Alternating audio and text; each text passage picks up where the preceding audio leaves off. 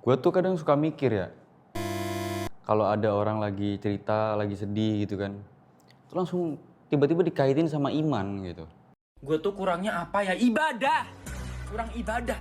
Lu tuh kurang ibadah.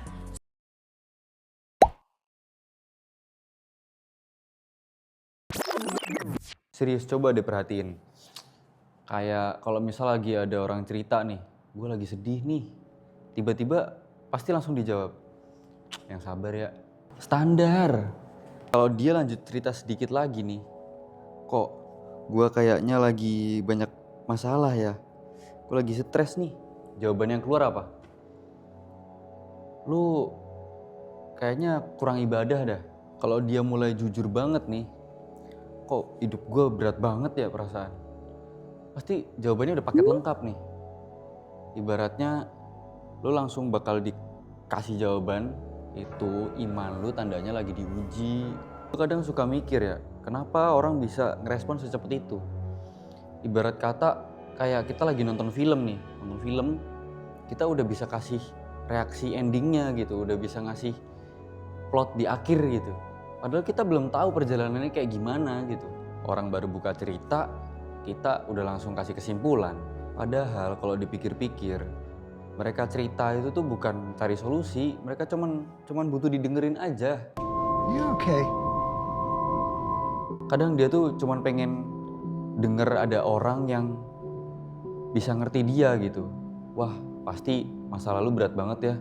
Dia cuma butuh validasi aja. Kadang kalimat-kalimat sederhana yang kayak gitu itu justru yang bisa bikin dia ngerasa, oh gue gak sendirian ya. Lucunya tuh gini, di beberapa lingkungan tertentu nih, orang tuh, manusia tuh kayak punya standar tertentu gitu. Kalau lagi sedih terlalu lama langsung dicurigain kurang iman. Kalau marah dikit aja dibilang kurang sabar. Sabar, santai. Kalau kita ngeluh dikit aja nih, pasti langsung dibilang kurang bersyukur lu. Gue kadang suka bingung gitu. Ini tuh kita sebenarnya lagi jadi manusia atau kita lagi lomba-lombaan nih untuk siapa yang kelihatan paling kuat, baik-baik aja gitu, kelihatan baik-baik aja. Akhirnya banyak orang belajar satu kebiasaan baru. Bukan belajar jujur, tapi belajar menyembunyikan perasaan. Kalau ditanya kabar, baik. Kalau kita ditanya lagi nih, apa kabar, kamu kenapa, cerita dong. Alhamdulillah baik. Padahal di dalam kepala nih kayak ibarat tab browser nih, banyak tab, loading semua kagak kebuka-buka tuh. Atau enggak kayak notif di HP nih, bunyi semua minta diperhatiin. Tapi nggak ada satupun yang kebales gitu. Yang direspon tuh nggak ada, otaknya tuh berhenti. Yang menarik, semakin religius lingkungannya, orang itu akan semakin takut untuk jujur. Akhirnya dia belajar satu hal baru.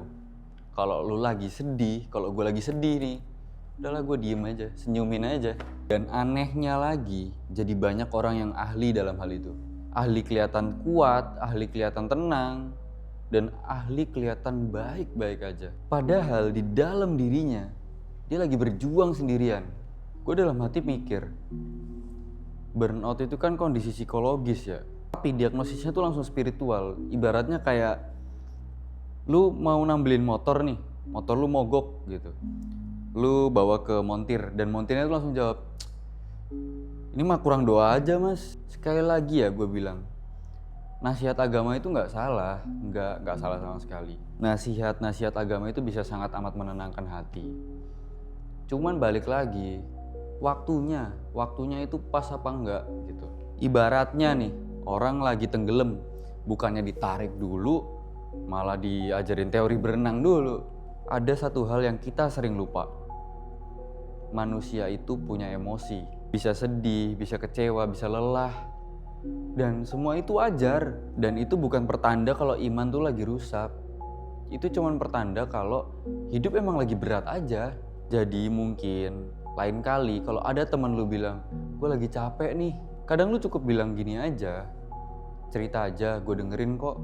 Ingat, bener-bener dengerin, gak langsung nilai. Dan gak langsung tiba-tiba lu nasihatin. Karena kadang hal yang paling bisa menyembuhkan buat seseorang itu bukan kata-kata atau kalimat bijak yang sering lu temuin di sosmed-sosmed itu. Tapi kehadiran orang yang mau bener-bener duduk nemenin dia, dengerin dia, dan kasih dia support dengan lu ada buat dia.